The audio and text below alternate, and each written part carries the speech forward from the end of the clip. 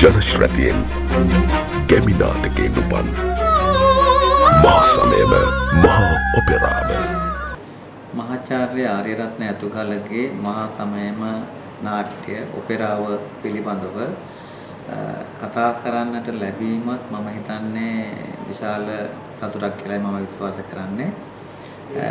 ඒකට හේතු කිහිපයක් තියෙනවා.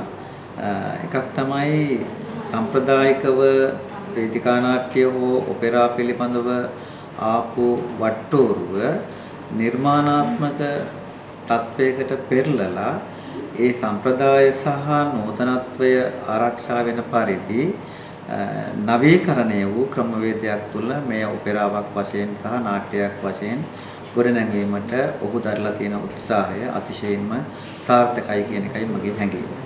එක දෙවැනි කාරණය අපි ලංකාව ගත්තොත් ලෝකයේ බොහෝ රටවල් ගත්තොත් පවතින සමාජ සංසිද්ධීන් තමයි මෙවැනි නිර්මාණවලට පාදක වෙන්නේ. ඒ කියන්නේ කාලීනව පවතින සංසිද්ධීන් තමයි බොහෝ විට නිර්මාණකරණයට පාදක වෙන්නේ පවතින සමාජය විග්‍රහ කිරීම සඳහා.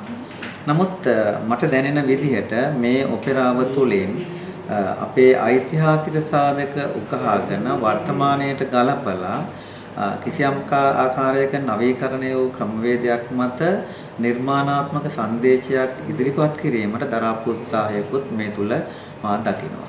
තුන්වෙනි කාරණයේ විදිහට මා දකින්නේ මහාචාර්ය ආර්යරත්න ඇතුගලයන්ගේ ක්‍රියාකාරීත්වය. ඔහු මා කැලණි විශ්වවිද්‍යාලයේ දැනට අවුරුදු 20ක විතර ආසන්න කාලයක් තුළ මහා එකට ඉන්නේ. නමුත් මේ අවස්ථාව වන විට ඔහු රජයේ ප්‍රවෘත්ති දෙපාර්තමේන්තුවේ අධ්‍යක්ෂ ජනරාල්වරයා වශයෙන් භාරදූර කටයුත්තක වගකීමක යෙදිලා ඉන්නේ. අවාසනාවකට බොහෝ විට සිද්ධ වෙන දෙයක් තමයි එවැනි වගකීමක් දරන්න ගියාම මහාචාර්යවරයෙක් විශ්වවිද්‍යාල ආචාර්යවරයෙක් ඔහුගේ මේ ශාස්ත්‍රීයමය පරිසරයෙන් ඔහු ඈත් වෙනවා සහ නිර්මාණාත්මක කටයුතු වලින් ඔහු ඈත් වෙන බවක් බොහෝ විට දකින්න ලැබෙනවා. ඒක මොනම හේතුවක් මතවත් මහාචාර්ය ආර්යරත්න ඇතුගලයන් තුළ දකින්න ලැබුණේ නැහැ. කොතරම් බාරදූර වගකීමක් ඇතුව ඒ තමාට නියමිත වර්තමාන රැකියාවේ තනතුරේ කටයුතු කරන අතරතුරදී ඔහු නිර්මාණකරණයට බරපතල ලෙස පෙළඹිලා තියෙනවා. පොතපත රාශියක් ලියුණා, ටෙලිනාට්‍ය හැදුනා, ඒ වගේම මේ ඔපෙරාව හැදුනා.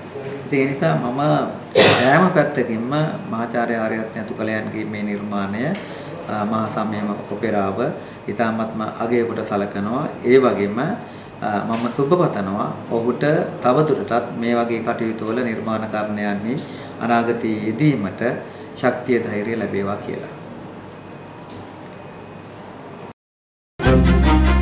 ජනශ්‍රතියෙන් ගැමිනාටකෙන් උපන් මහා සමයම මහා ඔපෙරාව